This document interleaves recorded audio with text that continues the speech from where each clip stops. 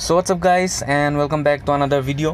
So আপোনালোকে ভাবিছে চাগে মই ইয়াত ৰাতিপুৱা কি কৰি আছো. So আজি আমি আমাৰ নতুন বাইক Gorilla 450 খনৰ ৰিভিউ কৰিব আহিছো আৰু বলক ৰিভিউটো ষ্টাৰ্ট কৰো নে কি কয়. So এইখন হৈছে আমাৰ নতুন Gorilla 450 আৰু এই বাইকখন লোৱা মেইন ৰিজন হৈছে ইয়াৰ লুকস এণ্ড পাৰফৰ্মেন্স. So বলক আপোনালোকক বাইকখন প্ৰথমত দেখাই দিওঁ. ৰাইট. So এইটো হল সাইড প্ৰফাইল, এইটো হল ব্যাক প্ৰফাইল আৰু ফ্ৰণ্টটো দেখাই দিছো. এইটো হল ফ্ৰণ্ট প্ৰফাইল. সো কেনেকুৱা লাগে? সো এতিয়া আমি কথা পাতিম বাইকখন. সো প্ৰথমতে লুকছৰ কথা যদি পাতো, এই কালাৰটো যোনটো মুছৰ আছে এটো ইয়েলো ৰিবন হয়. আপুনি যতো নাযাওক কিয় মানুহবোৰে আপোনাক সুধিব এখন কি বাইক হয় আৰু এখন কিমান পৰিছে বা কি কোম্পানীৰ হয়, ৰয়েল এনফিল্ড হয় নে, হেনেকা আপোনাক সুধিবই ৰাস্তাত. তাৰ পিছত আহিল engine performance. So same 452cc engine হয় যোনখন হিমালয়ানত আহে, বাট ইয়াত অলপ টিউনিং কৰা আছে. সো ৰোডষ্টাৰ যিহেতু হয় ইয়াৰ অলপ পাৰফৰ্মেন্সটো বেলেগ ধৰণকে ডেলিভাৰী কৰে. তাৰ পিছত আমি আহি গলো ইয়াৰ টায়াৰ্ছত. সো ফাৰ্ষ্ট ইন ক্লাছ এই বাইকখনত আপোনালোকে ফেট টায়াৰ্ছ পাব. লাইক ফ্ৰণ্টটো আপোনাৰ 120 সেকশ্যন হয় আৰু ৰিয়েৰটো আপোনাৰ 160 সেকশ্যনৰ হয়. সো কোনো বাইকত এনেকুৱা ডাঙৰ টায়াৰ নাহে. সো তাৰপিছত আমি কথা পাতিম ইয়াৰ ৱেইটটো আপোনাৰ হিমালয়ানতকৈ বহুত হালকা হয়. লাইক অলপ আপোনাৰ হাতেদি যদি ঠেলাঠেলি কৰে তেতিয়া ৱেইটটো ফিল হ'ব, বাট আপুনি এবাৰ যদি বহি যায় বাইকখনত একদম ৱেইট ফিল নহয় বাইকত.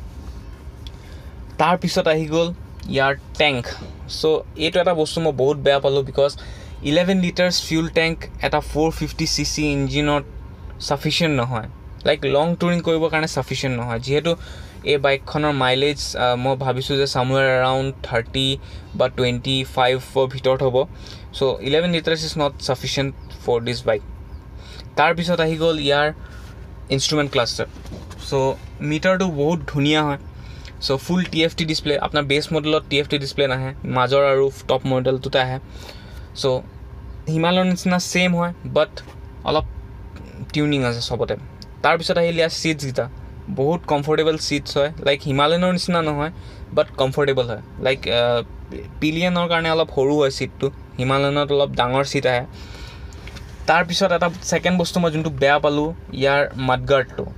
লাইক ডাঙৰ টায়াৰ হোৱাৰ কাৰণে ইয়াৰ মাডগাৰ্ডটো অলপ ডাঙৰ থাকিব লাগিছিলে, চ' যাতে বোকা ওপৰলৈ নাহক. চ' মই তিনিচুকীয়াৰ পৰা আহি থাকোঁতে মোৰ গাত বহুত বোকা মাৰিলে পিছফালৰ পৰা.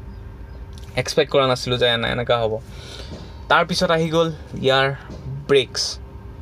চ' ব্ৰেকছকেইটা হিমালয়ানতকৈ অলপ সৰু হয়, বাট বাইক যোনটো মানে ব্ৰেক আপুনি এটা আঙুলি যদি আপুনি ৰখাব যায় বাইকখন ৰখি যাব পাৰে, ছাফিচিয়েণ্ট হয় পূৰা. তাৰপিছত আহিল ইয়াৰ হেডলাইট.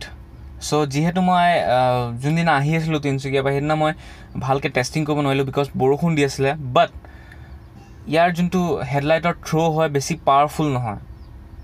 চ' এইটো মোক লাগিছে যে অলপ পাৱাৰফুল হ'ব লাগিছিলে, বিকজ যিহেতু এখন লৈ পিনে বহুত মানুহ টুৰিং যাব. চ' ইয়াৰ হেডলাইটটো অলপ পাৱাৰফুল হ'ব লাগিছিলে.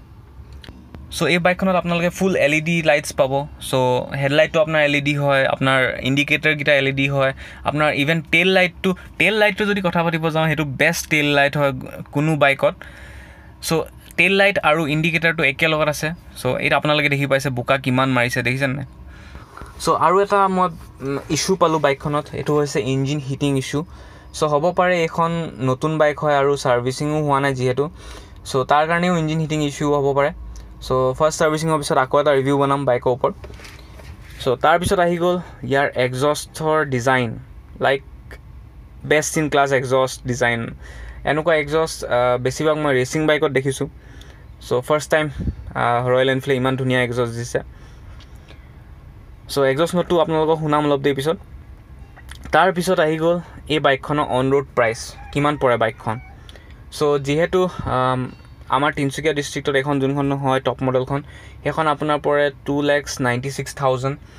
তাৰপিছত আহি গ'ল মিড ভেৰিয়েণ্ট, সেইখনৰ প্ৰাইচ হ'ল এৰাউণ্ড 2,89,000 to 90,000.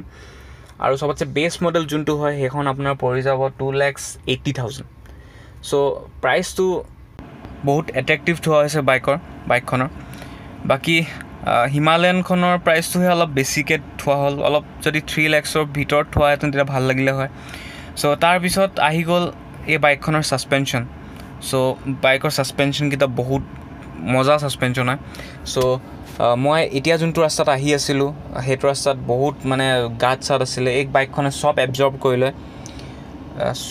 সো হিমালয়ানখনত যেহেতু এখন আপসাইড ডাউন ফোক্স আহে এইখনত নৰ্মেল ফোক্স অহাৰ পিছতো একো প্ৰব্লেম অহা নাই আপোনালোকক মই এক্সজষ্টটো এবাৰ শুনাই দিছোঁ নিউট্ৰেলত আছে নাই আছে নিউট্ৰেলত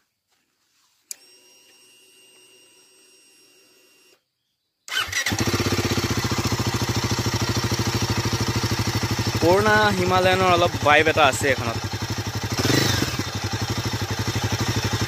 Okay, let's not disturb nature.